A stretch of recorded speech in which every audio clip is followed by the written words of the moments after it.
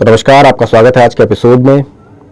आज से 2 दिन पहले हमें एक ऐसी दुखद खबर सुनने को मिली जिससे पता चला कि भारत के रतन श्री रतन टाटा जी अब इस दुनिया में नहीं रहे।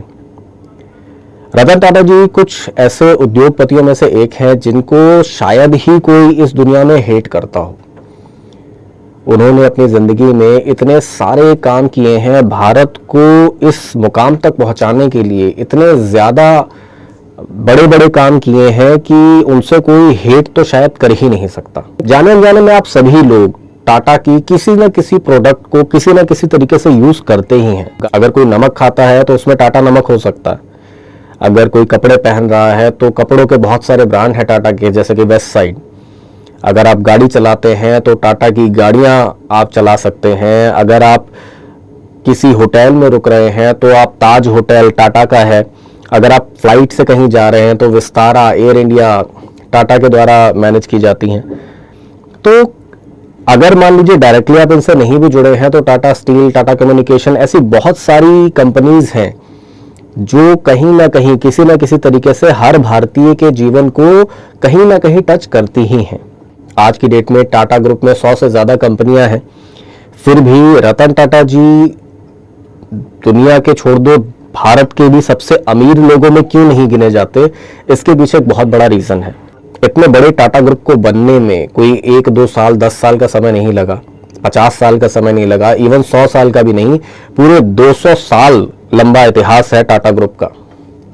आज मैं आपको ब्रीफ में इस 200 साल के सफर के बारे में बताना चाहूंगा और बताना चाहूंगा रतन टाटा जी के जीवन और उससे जुड़ी कुछ अनसुनी कहानियों के बारे में। टाटा के इतिहास की शुरुआत होती है 1822 में, जब गुजरात के एक पारसी परिवार में पैदा होता है एक बच्चा जिसका नाम रखा जाता है नसरवानजी टाटा। नसरवानजी टाटा बचपन से ही बिजनेस करने में बहुत ज्यादा इंटरेस्टेड थे। इसी वजह से जब वो मात्र 20 साल के थे तो वो अपना घर बार छोड़ के मुंबई आ जाते हैं बिजनेस स्टैब्लिश करने के लिए। हालांकि उस समय छोटी उम्र में शादी हो जाना बहुत आम बात थी, इसी वजह से इनकी भी शादी हो चुकी थी, बच्चे हो चुके थे, लेकिन फिर भी अपने रूट्स को छोड़ के गुजरात का पूरा परिवार छोड़ के मुंबई आते हैं और शुरू करते हैं कॉटन के एक्सपोर्ट का बिजनेस। अपनी मेहनत और लगन के दम पे ये उस बिजनेस को काफी ऊंचाइयों तक पहुंचाते हैं। नसरवानजी टाटा के बेटे थे जमशेद जी टाटा, जिनकी पढ़ाई के ऊपर नसरवान जी ने बहुत ज्यादा खर्चा किया। इंग्लिश की पढ़ाई उस समय सबसे अच्छी मानी जाती थी, इनको अच्छी से अच्छी शिक्षा दिलवाई। और उसके बाद में जब जमशेद जी टाटा लगभग 20 साल के हो गए थे तो 1859 में नसरवान जी टाटा ने इनको हांगकांग भेज दिया बिजनेस एक्सपेंशन के लिए। 1859 की बात कर रहा हूं मैं, उस समय तक एयरलाइंस का इन्वेंशन तक नहीं हुआ था। अगर आपको विदेश जाना हो तो कई दिनों लंबी पानी के जहाज की यात्रा करनी होती थी। और जमशेद जी टाटा की भी बचपन में ही शादी हो गई थी, तो उनकी भी बीवी और बच्चे थे, जिन सबको लेके वो एकदम नए देश पहुंचे थे हांगकांग अपने बिजनेस एक्सपेंशन के लिए। लेकिन जमशेद जी टाटा भी बहुत ही ज्यादा ब्रिलियंट थे, बिजनेस में बहुत ज्यादा अच्छे थे, तो इन्होंने हांगकांग में अपने बिजनेस को काफी ज्यादा बढ़ाया और सफल बनाया। अपने बिजनेस को हांगकांग में नई ऊंचाइयां देने के बाद में जमशेद जी टाटा वापस इंडिया आते हैं। यहाँ पे भी ये टाटा ग्रुप को नई नई कंपनीज की सौगात देते हैं, नई नई ब्रांचेस खोलते हैं। 1901 में जमशेद जी टाटा ने Tata iron and steel works की स्थापना करी, जिसे आज की डेट में टाटा स्टील के नाम से जाना जाता है। और उस समय ये भारत का सबसे बड़ा स्टील मैन्युफैक्चरिंग प्लांट था। थोड़े समय के बाद में वर्ल्ड वॉर 1 छिड़ती है और उस समय क्योंकि भारत ब्रिटिश एम्पायर के अंडर में था तो टाटा स्टील ने ब्रिटिशर्स की उस समय बहुत ज्यादा मदद की थी। उनके जो टैंक्स थे, पटरियां थीं, वो बनाने में टाटा स्टील ने बहुत ज़्यादा मदद की थी। और इनका योगदान इतना बड़ा था कि इवन इंग्लैंड के कई राजनेताओं का भी ये कहना था कि टाटा सेव्ड अस। इस वजह से टाटा स्टील का काफ़ी नाम हुआ और काफ़ी बड़े स्केल पे टाटा स्टील पहुंच गया। लेकिन टाटा स्टील जमशेद जी टाटा की पहली कंपनी नहीं थी। जमशेद जी टाटा ने 1884 में पहली बार एक टेक्सटाइल मिल खोली थी। ऐसा कोई वेंचर चालू किया था जहां पे वर्कर्स आके काम करते थे। तो जमशेद जी टाटा पहले वो इंसान थे पूरे इंडिया के जिन्होंने पीएफ स्कीम की शुरुआत करी, प्रोविडेंट फंड की शुरुआत करी। ऐसी स्कीम जिससे कि नौकरी के बाद भी जब इंसान रिटायर हो जाता है तब भी उसकी परिवार को, फैमिली को संभालने के लिए कुछ पैसा मिल सके। पहली बार एक्सीडेंटल इंश्योरेंस इंट्रोड्यूस किया जमशेदजी टाटा ने कि अगर किसी वर्कर को कोई एक्सीडेंट हो जाता है, कोई प्रॉब्लम हो जाती है तो उसकी हेल्प हो सके। मैं 1800 की बात कर रहा हूं, जब बाहर के देशों में वर्किंग कंडीशंस बहुत ज्यादा खराब हुआ करती थी, और ऐसे समय में जमशेदजी टाटा ने फैमिली डे, स्पोर्ट्स डे जैसी चीजें अपने वर्कर्स के लिए चालू करी थी, जो बॉन्डिंग बनाने में, एक अच्छा वर्क कल्चर एनवायरनमेंट बनाने में बहुत हेल्पफुल था। जमशेदजी टाटा के बारे में एक और कहानी बहुत ज्यादा मशहूर है कि एक बार उन्हें किसी इवेंट के लिए एक 5 स्टार होटल में बुलाया गया था मुंबई में, और जब वो वहां पहुंचे थे तो उन्हें एंट्री नहीं करने दी गई थी, बिकॉज वो ब्रिटिशर्स का टाइम था और 5 स्टार होटल के बाहर लिखा हुआ होता था कि dogs and Indians are not allowed.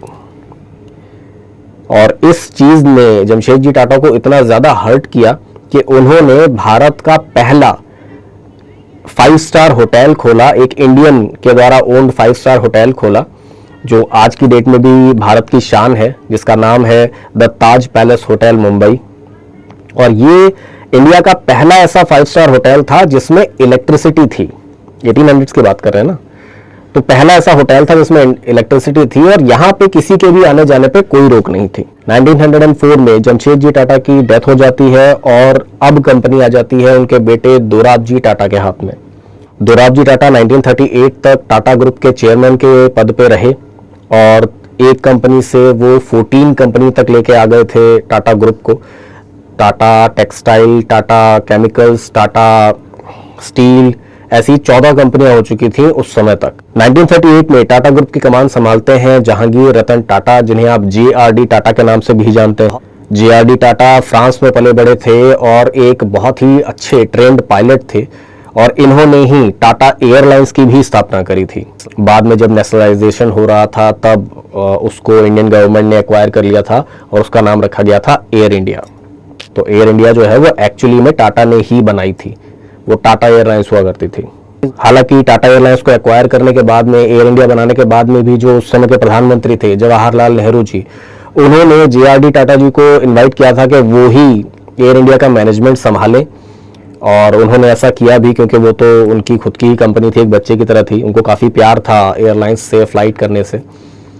तो वो इतनी अच्छे तरीके से JRD टाटा जी ने संभाला था कि 70s 80s के टाइम पे दुनिया की नंबर 1 कंपनीज में से एक हुआ करती थी एयर इंडिया।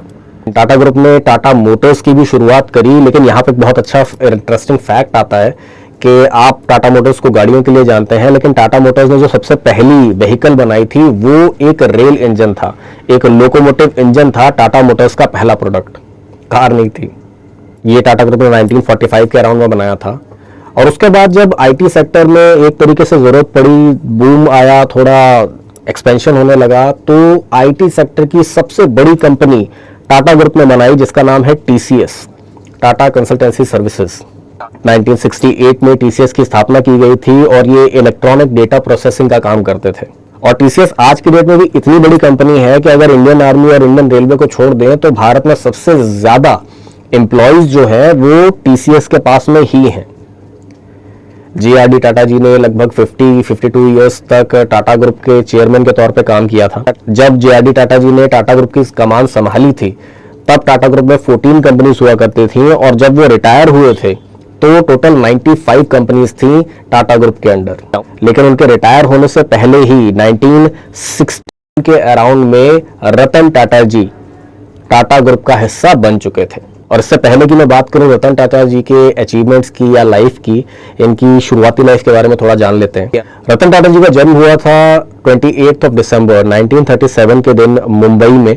इनके पिताजी का नाम था नवल टाटा, जो सूरत में पैदा हुए थे, और उनको अडॉप्ट किया था टाटा फैमिली ने। हालांकि जो इनके परदादा जी थे वो बाई ब्लड टाटा फैमिली से ही कनेक्टेड थे। 1948 में जब रतन टाटा जी मात्र 10 साल के थे तो इनके माता पिता अलग हो गए थे, सेपरेट हो गए थे, और इनका पूरा पालन पोषण जो था वो इनकी दादी नवाज बाई टाटा ने किया था। इनके एक छोटे भाई भी हैं जिनका नाम है जिम्मी टाटा, और इनके पिताजी की जो दूसरी शादी हुई थी उनसे भी इनके एक हाफ ब्रदर हैं जिनका नाम है नोवेल टाटा। रतन टाटा जी की जो शुरुआती पढ़ाई हुई थी वो मुंबई में ही हुई थी। 8th स्टैंडर्ड तक वो मुंबई के कैंपियन स्कूल में पढ़े थे, और इससे आगे की पढ़ाई भी उन्होंने मुंबई के ही Cathedral and John Connon School में की थी।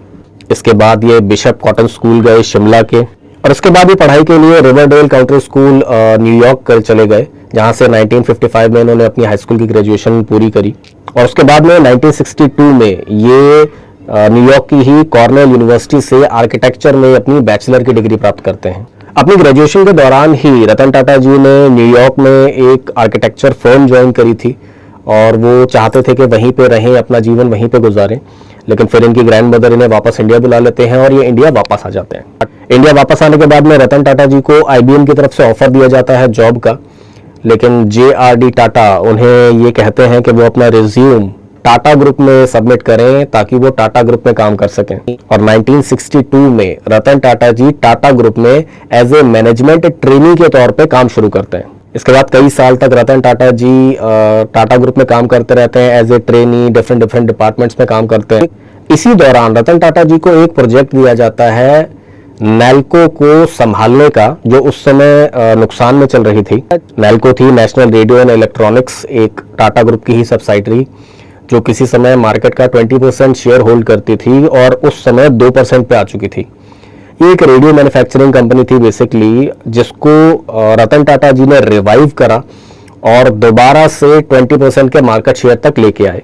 हालांकि बाद में नाल्को को बंद करना पड़ा क्योंकि इंदिरा गांधी के समय जब इमरजेंसी लगाई गई थी तो कंपनी को काफ़ी ज़्यादा नुकसान हुआ था, तो कंपनी के डायरेक्टर्स ने सोचा कि इसको बंद कर देना ही ज़्यादा अच्छा है। लेकिन रतन टाटा जी ने जो उसको रिवाइव किया था वो सबने देखा था। 1991 में जब JRD टाटा चेयरमैन के पद से रिजाइन करते हैं तो वो रतन टाटा जी को अपना सक्सेसर अपॉइंट करते हैं। जिस समय रतन टाटा जी टाटा ग्रुप के चेयरमैन बने थे JRD टाटा के बाद में, तो उस समय उनको काफी बैकलैश का सामना करना पड़ा था। कई लोग थे जो इसके फेवर में नहीं थे, लेकिन फिर भी रतन टाटा जी ने अपनी सूझबूझ से और अपने मैनेजमेंट स्किल्स से कंपनी को एक नई दिशा प्रदान करी। क्योंकि टाटा ग्रुप की जो अलग अलग सब्सिडरीज थी, इनके जो ओनर्स थे, इनके जो मैनेजर्स थे, उनके पास में बहुत ज्यादा फ्रीडम था JRD टाटा के टाइम पे। लेकिन जब रतन टाटा ने इसकी कमान संभाली तो उन्होंने कई चीजों के ऊपर कंट्रोल करना चालू किया।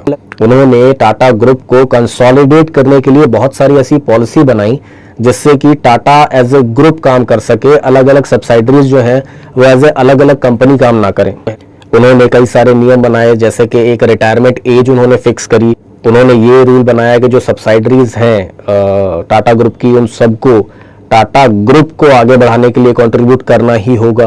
और उन्होंने यंग टैलेंट को भी बहुत ज्यादा भरोसा किया और उनको बहुत सारी रिस्पॉन्सिबिलिटी सौंपी ताकि टाटा एज ए ग्रुप आगे बढ़ सके।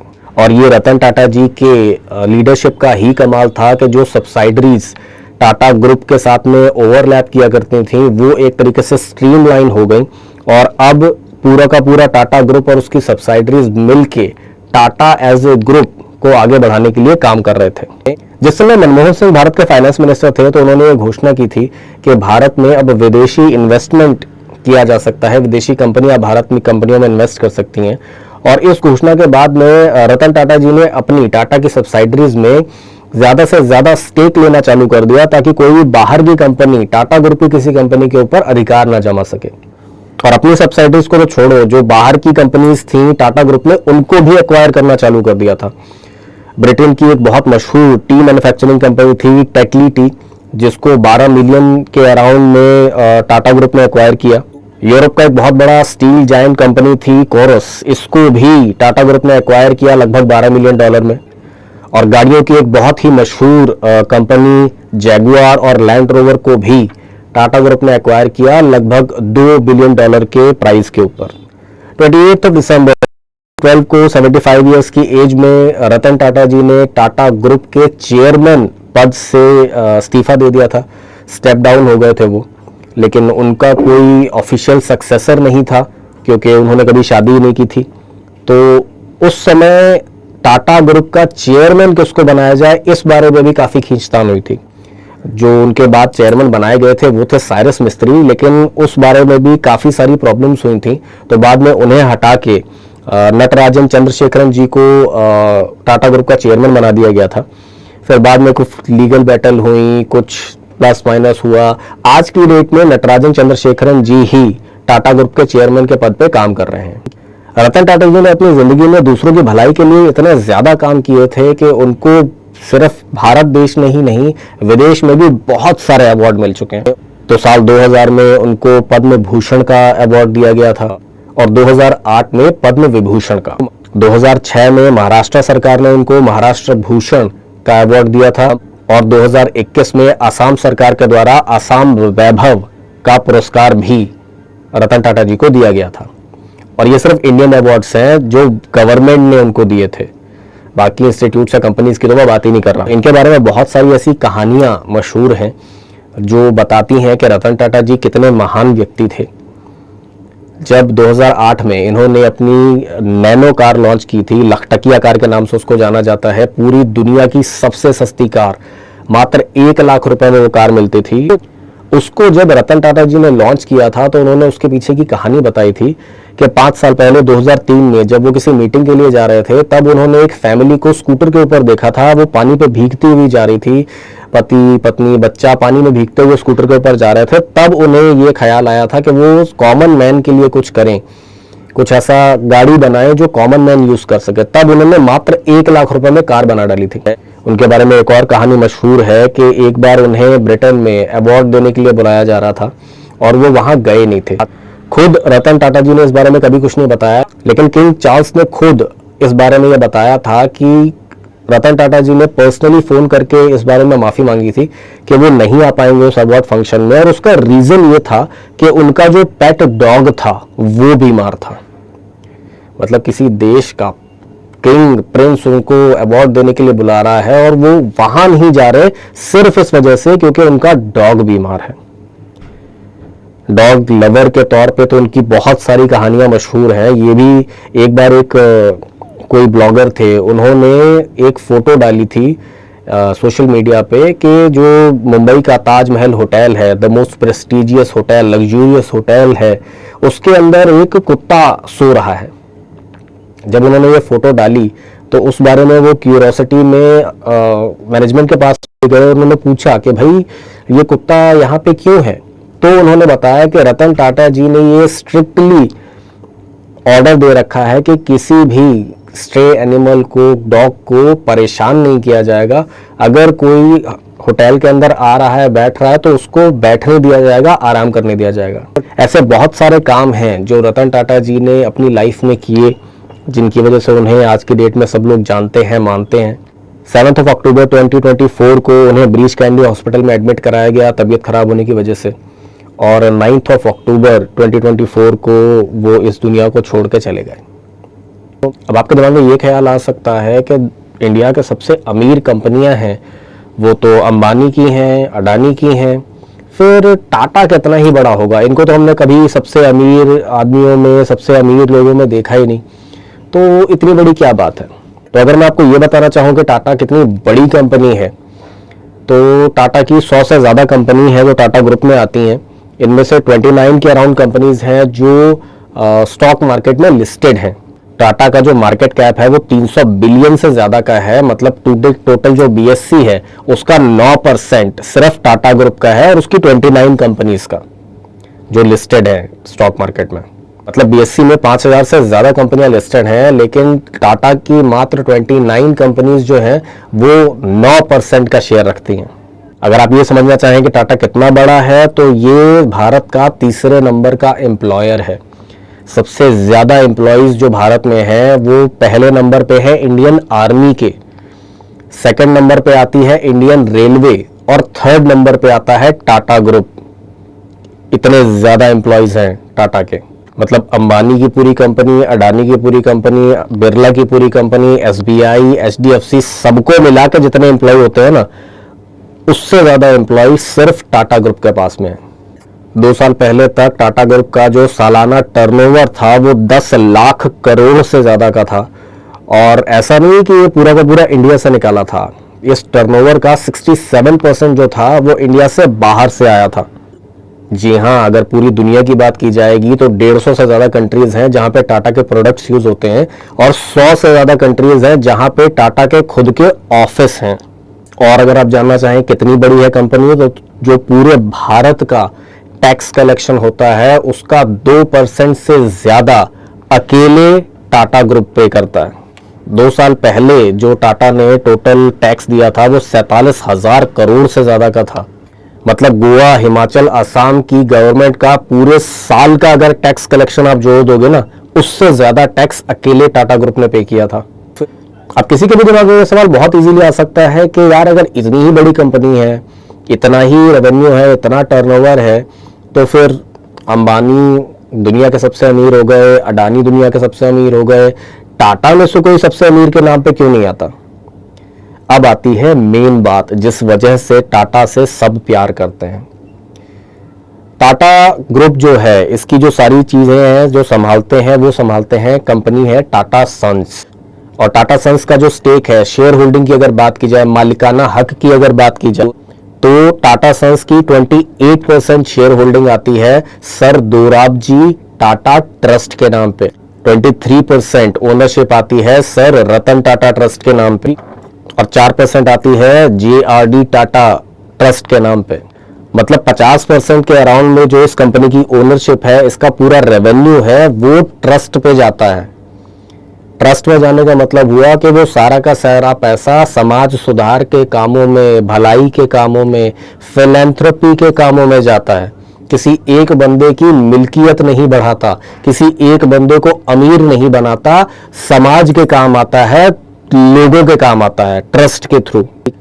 और उसके बाद में भी सबको ये लगता है कि चलो ठीक है, कुछ नहीं होता, रतन टाटा के पास में भी काफी होंगे, अमीर तो काफी होंगे। तो भैया रतन टाटा जी के पास में टाटा सन्स के 0.83% शेयर है सिर्फ। चेयरमैन थे वो टाटा ग्रुप के, लेकिन जो संपत्ति कमाई जा रही है, पैसा कमाया जा रहा है टाटा ग्रुप से, वो सारा समाज सेवा में, चैरिटी में जा रहा है। वो किसी एक इंसान को अमीर बनाने में नहीं जा रहा। तो ये थी पूरी कहानी टाटा ग्रुप की और एक महान इंसान रतन टाटा जी की। आज का एपिसोड यहीं तक।